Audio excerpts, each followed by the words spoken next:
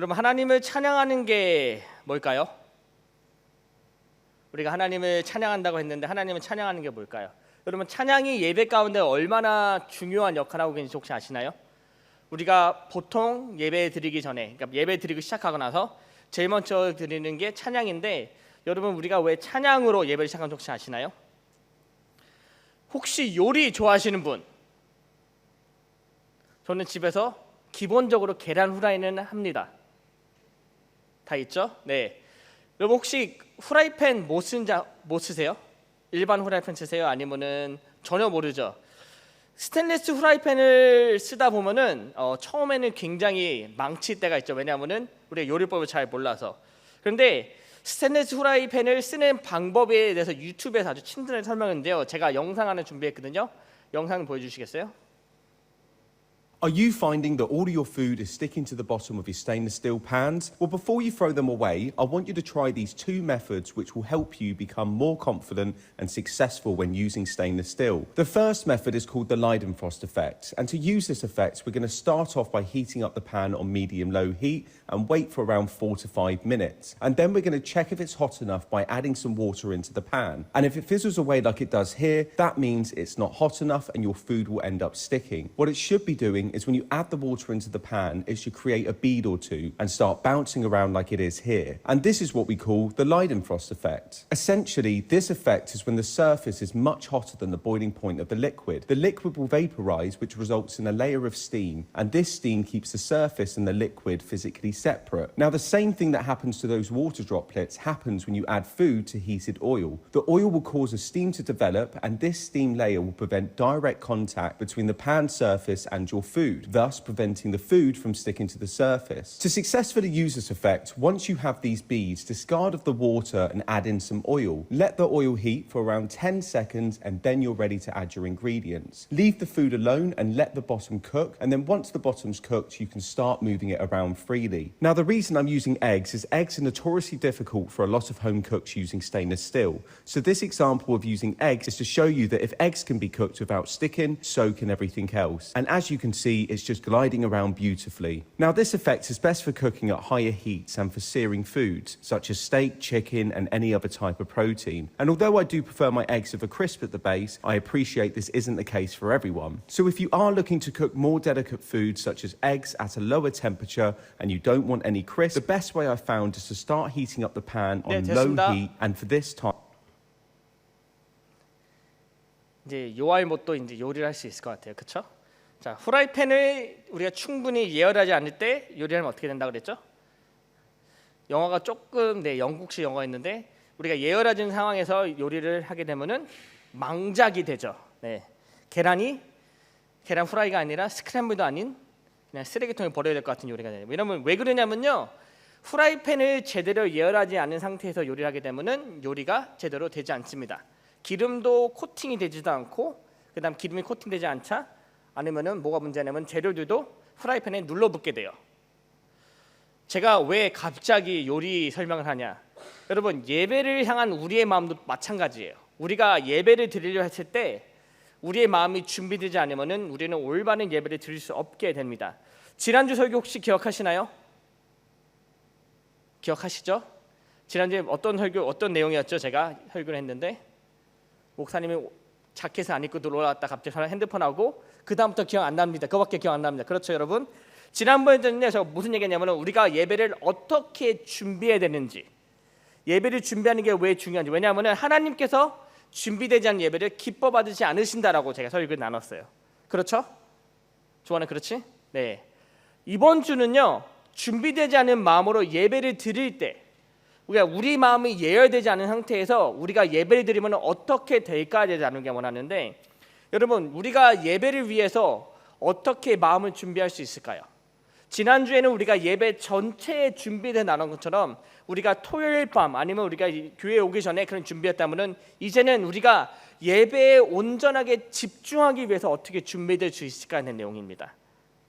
저는 오늘 말씀 통해서 우리가 그런 마음을 어떻게 가질 수 있는지, 그리고 우리의 마음을 우리가 어떻게 예열할 수 있는지 함께 보도록 하겠습니다. 여러분, 본론으로 들어가기 전에 모든 것에 항상 시작이 있죠. 예를 들어서 시작의 목적은 그 본론을 준비하는 과정입니다. 우리가 보통 식당에서 음식을 먹을 때 한식 빼고 양식을 먹을 때 여러분 우리가 제일 먼저 시키는 게 뭐죠? 여러분께서 예를 들어서 포피스를 간다고 한번 가정해 봅시다. 여러분들 포피스 갈 때 제일 먼저 뭘 시키죠? 네? 바로 피자를 시키나요? 아니죠. 우리가 보통 음료수를 시키고 그 다음에 에피타이저를 시킵니다. 일반적으로 나만 그래요, 여러분? 네? 저 잘 사서 그런 거 아니에요. 그냥 그게 순서예요, 여러분. 근데 여러분 음식에는 에피타이저가 있어요. 편지에는 뭐가 있죠? 편지에는 인사말 또는 서론이 있어요. 편지 안 써보신 분들, 네. 보통 바울 서신을 보면은 사도 바울이 제일 먼저 뭐라 그러죠? 처음에 인사말을 쓰죠. 그리스도의 부르심마다 사도된 바울이 너에게 편지하노니 평강이 너에게 있을지어다라고 인사말이 있어요. 그렇죠? 여러분 영화에는 어떤 게 시작이죠? 영화에는 별 중요한 내용도 없는데 각종 캐릭터들이 다 등장합니다. 근데 그런 시작의 목적이 뭐죠? 시작의 그 역할이 뭐죠? 시작은요, 음식이건 식사건 편지건 영화건 그 영화가 클라이맥스 가기 위해서 예열하는 단계예요. 아, 이런 스토리로 전개되겠구나. 아, 이렇게 먹으면 내 위장이 준비되는구나. 아, 내가 이런 편지의 서론문을 읽어보니까 아, 얘가 나한테 이런 목적으로 편지를 썼겠구나 라고 준비되는 과정이라는 거예요. 여러분 예배도 마찬가지입니다. 우리가 예배를 통해서 하나님을 만나고 하나님을 알고 하나님을 배우는 일이라는데 그 예배를 위해서 우리 하나님을 만나고 또 하나님을 알고 하나님을 배우기 위해서 우리의 마음이 먼저 준비될 필요가 있다는 거예요. 혹시 슈퍼카 좋아하시는 분, 나는 나중에 커서 돈을 많이 벌어서 람보르기니 같은 슈퍼카를 살 거다 생각하는 분이 분명히 있을 거예요. 그렇죠? 근데 여러분 그런 차들의 아주 큰 단점이 하나가 있습니다. 뭔지 아세요? 뭐예요? 차가 뭐라고? 그건 장점이야. 그거는. 네. 근데 단점이 뭐냐면요. 우리가 보통 차를 타면은 시동을 켜죠. 그다음 뭘 하죠? 그다음 바로 가요. 그렇죠. 그런데 그런 슈퍼카들은요. 엔진이 좀 특별하기 때문에 시동을 킨 다음에 엔진을 예열할 필요가 있습니다. 뭐냐면은 엔진이 웜업 되기 전까지 운전하게 되잖아요. 그러면 엔진에 무리가 가서 엔진이 쉽게 고장이 나요. 몰랐죠? 지금부터 알면 돼요, 여러분. 근데 우리의 예배도 마찬가지라는 거예요. 우리의 마음이 준비되지 않으면은, 우리의 마음이 가열되거나 예열되지 않으면은 우리가 정말로 제대로 예배를 드릴 수가 없게 된다라는 거예요. 더 확실한 예를 하나 들어볼게요. 여러분께서 혹시 아주 소중한 사람을 만나게 된다. 첫사랑인데 첫사랑이 너무 이뻤다는 소식이 들었어. 그런데 우연히 연락이 돼가지고 그 사람을 오늘 저녁 7시에 만나기로 했어요. 여러분 설렐까요? 설레지 않을까요? 안 설레면 여러분 정말로 티야. 감정이 없는 거예요. 여러분들은 보통 일반적으로 마음이 설렙니다. 그런데 설레는데 우리가 그냥 아무나 생각 없이 그냥 나가게 될까요?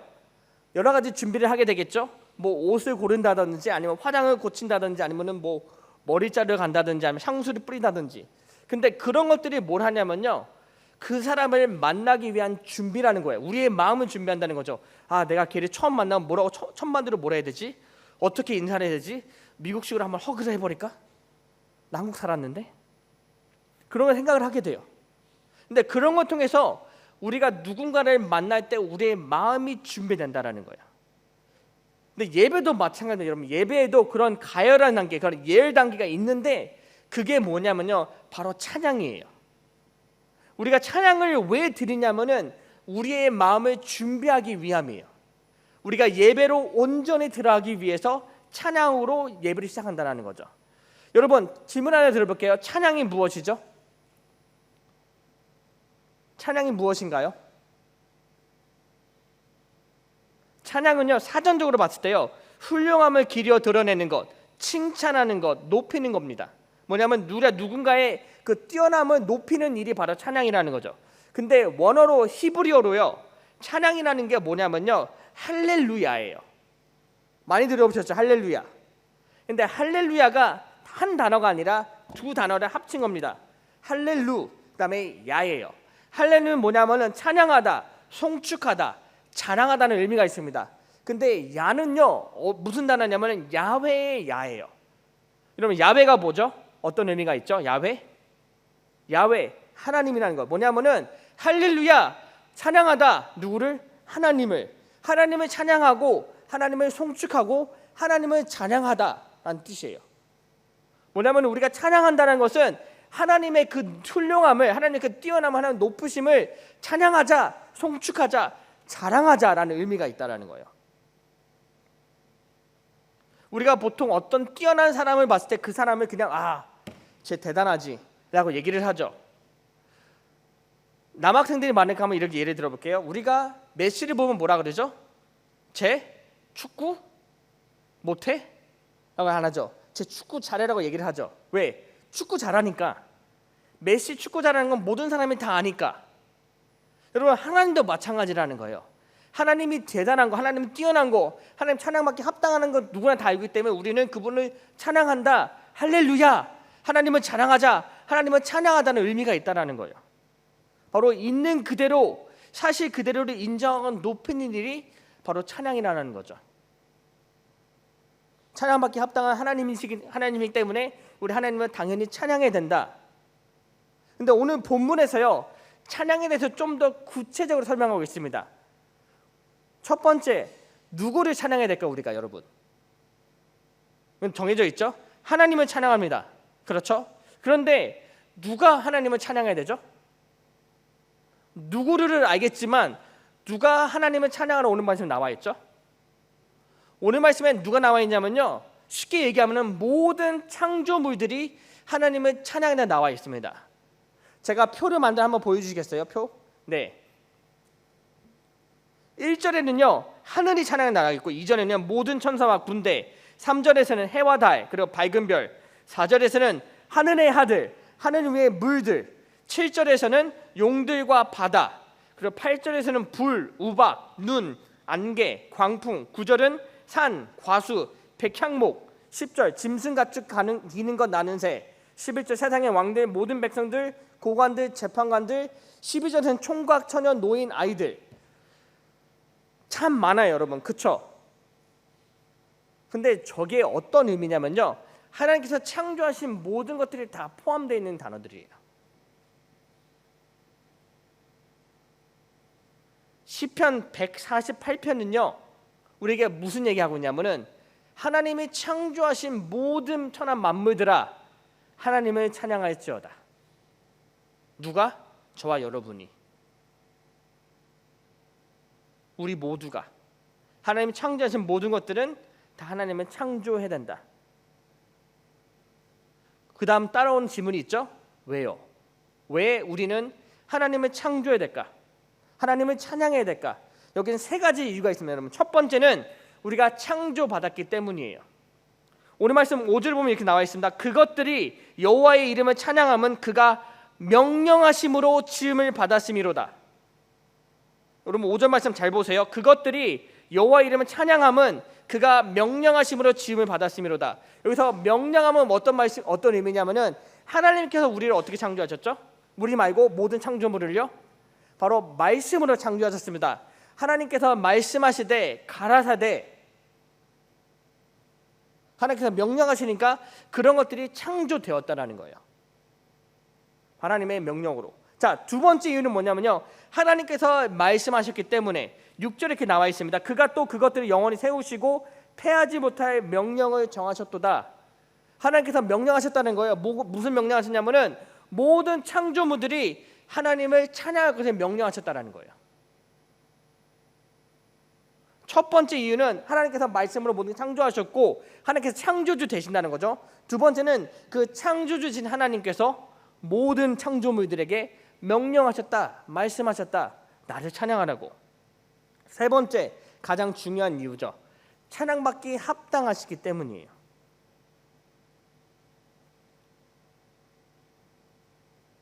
여러분, 자격이라는 것은 굉장히 간단하지만 중요합니다. 그렇죠? 여러분께서 영화를 보러 영화관에 가잖아요. 우리가 뭘 구입하죠? 영화 티켓을 구입합니다. 그렇죠? 근데 영화 티켓이 무엇을 의미하냐면은 나는 네 영안을 보러 들어갈 자격이 있다라는 걸 의미해요. 그럼 그 사람은, 영화에 가서 일하는 사람은 당연히 우리를 안으로 들어보내줍니다. 왜? 우리에게 자격이 있기 때문에. 여러분, 찬양도 마찬가지예요. 찬양 받을 자격이 충분하신 분이기 때문에 찬양을 받아야 된다라는 거예요. 하나님을 찬양하라고 창조하신 창조물들에게 찬양을 받을 자격이 있기 때문에 하나님은 찬양을 받으셔야 된다라는 거예요. 그걸 우리의 입장에서 얘기한다면요, 우리는 하나님을 찬양하기 위해 창조받았기 때문에 우리는 당연하게 하나님을 찬양해야 됩니다. 오늘 말씀 13절에 이렇게 나와 있어요. 여호와 이름은 찬양할지어다. 그의 이름이 홀로 높으시며 그의 영광이 땅과 하늘 위에 뛰어나심이로다. 여러분, 좀 전에 제가 찬양에 대해서 뭐라고 했죠? 찬양은 뭐라고 그랬죠? 찬양은 훌륭함을 기려 드러내는 것, 칭찬하는 것, 높인 거라고 얘기를 했어요. 그렇죠? 그런데 13절에 여호와 이름을 찬양할지어다. 그는 그의 이름이 홀로 높으시며 그의 영광이 땅과 하늘 위에 뛰어나심이로다. 하나님은 높으신 하나님은 뛰어나음을 우리가 칭찬하는 게 찬양이에요. 그래서 우리는 하나님을 찬양해야 된다. 우리는 하나님을 찬양하기 위해 창조받았다. 반대로 하나님은 찬양받기에 합당하신 분이다. 찬양받을 자격이 충분하시다. 여러분, 이거는 정말로 그 시편 148편은요, 우리가 하나님을 찬양하는 이유를 딱 세 가지만 설명한 거예요. 성경 전체를 읽다 보면은 우리가 하나님을 찬양한 이유가 전부 다 더 많다. 제가 미국에 있었을 때 가장 뜻깊게 방문한 여행지 중 하나가 뭐냐면은 그랜드 캐년이에요. 그랜드 캐년은 가면은 정말로 제가 한번 예를 나눠본 적이 있는데 굉장히 웅장해요. 얼마나 웅장하냐면은 딱 우리가 정말로 그 웅장을 보는 그런 표현이 나오죠. 와, 그런 곳이 바로 그랜드 캐년이에요. 그런데 왜 웅장했냐면요, 그냥 자연 경관이 뛰어나서 웅장한 게 아니라 하나님께서 이것을 창조하셨던 사실이 웅장하다라는 거예요. 그냥 봤을 때는 하나님 창조주 되시는구나. 근데 우리가 정말 하나님께서 창조하신 걸 보잖아요. 하나님이 이런 분이셨네. 하나님께서 이렇게 뛰어난 능력이 있으신 분이셨네 라고 깨닫게 된다는 거예요. 여러분, 하나님은요, 우리의 찬양을 받기 합당한 분이신데 우리가 단지 그 사실을 아주 조금만 알아서 찬양이 안 나온다는 거. 지금 하나님은 찬양한 이유가 너무나도 많이 있습니다. 그는 창조도 되시고요, 무한한 능력 가지시고 신실하신 변치 않는 사랑이 있으시고 긍휼하심, 자비하심, 우리를 구원하신 것. 이유는 정말로 세고 셌어요. 여러분, 쌓이고 쌓인 게 하나님을 찬양하는 이유예요. 근데 그 모든 이유 떠나서 그저 하나님이라는 이유만으로도 하나님께서 찬양받기 합당한 분이십니다. 그래서 우리는 하나님을 찬양 드려야 돼요. 그렇다면은 하나님을 찬양하는 것과 예배는 어떤 관계가 있을까요? 제가 좀 전에 설명드린 것처럼 우리가 모든 예배를 찬양으로 시작하는데 그 예배가, 그 찬양은 그 예배의 가열제, 예열제는 똑같은데 여러분, 예배와 찬양은 정말로 어떤 관계가 있을까요? 여러분, 구약에 있는 모든 제사, 모든 번제들 가운데 빠짐없이 하나 있는 게 있는데 뭐냐면 그게 바로 찬양입니다. 모든 번제, 모든 제사 가운데 백성들이 나팔을 불고 소리질을 높이면서 하나님을 찬양을 했어요. 가장 대표적인 예를 한번 들어볼까요? 여러분, 우리가 사무엘 하를 읽다 보면은 다윗이 왕이 되고 제일 먼저 하는 일이 뭐였죠? 제일 먼저 무슨 일이 있었죠? 왕이 되고 무엇을 가져옵니다. 그것이 뭐였죠? 하나님의 언약궤였어요. 어디를 가져왔죠? 그거를 다윗이 있는 곳을 가져왔는데 그 성 이름이 뭐였죠? 다윗이 있는 성 이름이 뭐죠, 여러분? 다윗성이에요, 여러분. 시온, 다윗성, 예루살렘. 여러분, 그곳에 하나님의 언약궤를 가져옵니다. 왜 가져왔죠? 그 언약궤가 어떤 의미가 있기 때문에 하나님의 임재. 근데 그 자리에서 다윗이 무엇을 하였나요? 하나님의 언약궤가 들어오는 모습을 보고 다윗이 무엇을 하였죠? 찬양하면서 뛰놀아서 춤을 췄어요. 춤을 췄어요. 왜? 기쁘니까. 그 다음에 번제를 드렸습니다, 여러분. 그만큼 찬양은요, 우리가 하나님께 드리는 예배, 제사의 아주 중요한 부분을 차지하고 있습니다. 이것은 단순히 어떤 의식이 아니라 하나님을 기쁘시게 하기 위함이에요. 찬양의 역할은 무엇이냐면요, 하나님을 인정하는 일입니다. 하나님 당신은 이런 분이십니다. 하나님은 나에게 이런 분이십니다. 하나님은 정말로 위대한 분이십니다. 라고 하나님의 그 사실을 인정하는 게 바로 찬양이라는 거예요. 그리고 찬양을 통해서 예배가 시작되고 우리는 하나님을 초대하게 돼요. 어디 초대하게 되냐면은 이 자리가 아니라 내 마음 가운데. 다시 말하자면 우리의 마음이 다 뜨겁게 달아올랐다는 거죠. 근데 이것은 어떤 의식이 아니라, 여러분 착각하지 마세요. 내가 찬양을 드려야 하나님께서 이 자리에 오시는구나, 그런 의식이 아니라 내가 찬양을 드림으로써 하나님을 인정하고 하나님을 높임으로써 내가 예배 가운데 들어가게 될 수 있다라는 거죠. 찬양은 결국 예배를 시작하고 또 준비하고 하나님을 높이게 됩니다. 그리고 그것 통해서 우리도 예배 가운데 들어갈 수 있게 된다는 거예요. 그래서 여러분 영어로요, 찬양에는 어떻게 표현하냐면요, door opener라 그래요. 문을 여는 것. 찬양이. 그만큼 찬양은 예배 순서에 아주 중요하다는 거예요.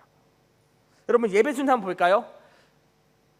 여러분께서 몇 개의 교회를 가보셨는지 모르겠지만 지금까지 제가 방문했던 수많은 교회 가운데 찬양으로 예배를 시작하는 교회는 단 하나도 없었습니다. 일본에서도 그랬고요, 말레이시아에도 그랬고, 한국에서도, 미국에서도, 베트남에서도 제가 로컬 교회를 몇 번 가봤지만 모든 예배는 다 찬양으로 시작을 해요. 왜 그럴까요? 솔직히 얘기하면 여러분, 제가 뒤에서 예배 찬양할 때 보잖아요. 뒤에서 봤을 때 찬양에 집중하는 친구들과 집중하는 않은 친구들의 큰 태도의 차이가 있습니다. 정말로 미안한데 찬양에 집중하는 친구들은 설교 때도 집중을 잘해요. 설교 때 집중하니까 그만큼 하나님에 대해서 많이 배우게 되는데, 찬양에 집중하는 친구들은요, 설교 때도 똑같아요, 태도가. 그만큼 찬양은 우리를 준비시켜야 한다는 거예요. 하나님의 말씀을 보게 될 때, 예배에 들어갈 수 있게 될 때. 여러분 찬양으로 예배를 시작하는 이유는 딱 세 가지가 있는데, 첫 번째 heart warmer, 뭐냐면 우리의 마음을 데핀다, 우리의 마음을 데우다, 우리의 마음을 예배를 위해 준비시키는 게 바로 찬양이라는 거. 두 번째는 뭐냐면요, 찬양을 통해서 우리가 교회 밖의 일을 잊게 됩니다. 여러분 찬양할 때 가사에 집중하잖아요. 그럼 누구에게 집중하게 되죠? 하나님께 집중하게 돼요. 근데 하나님께 집중하게 되면 자연스럽게 우리가 교회에 오기 전에 있던 모든 이들을 다 잊게 돼요. 그것 통해서 어떤 이득이 있냐면요, 정말로 예배에만 집중하게 됩니다. 우리가 예배에 그렇게 들어갈 때 하나님께만 집중하게 되고요.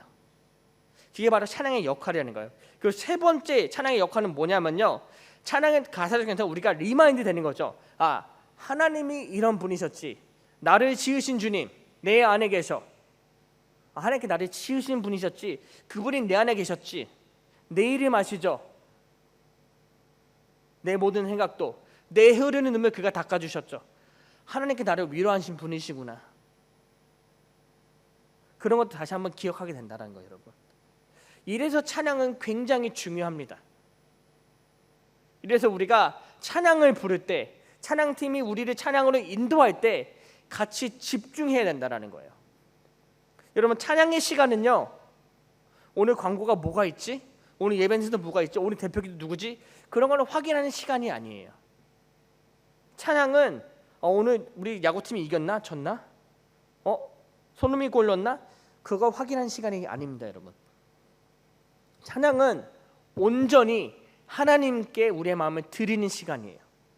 온전히 우리의 마음을 준비해서 예배 시간에 들어가는 게 바로 찬양의 역할이에요. 여러분께서 만약에 찬양을 이렇게 활용하지 않다면 여러분 회개하셔야 됩니다. 반성하셔야 돼요. 찬양을 드리지 않는다는 것은 하나님을 인정하지 않는 것과 똑같은 거고요. 찬양을 드리지 않는 것은 나는 이 예배에 참여할 마음이 없다라고 표현하는 거예요. 좀 더 현실적으로 얘기해 볼까요? 여러분 찬양을 하지 않잖아요. 그럼 일주일 동안 연습을 준비한 찬양팀을 무시하는 것과 똑같은 거예요, 여러분.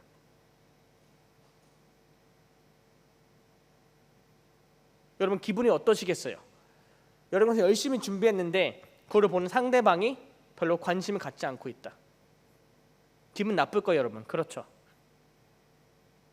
우리가 찬양에 집중하는 이유는 정말 여러 가지가 있습니다. 난 단 한 가지. 찬양은 예배 때 꼭 필요하다. 필수다. 에센셜이다.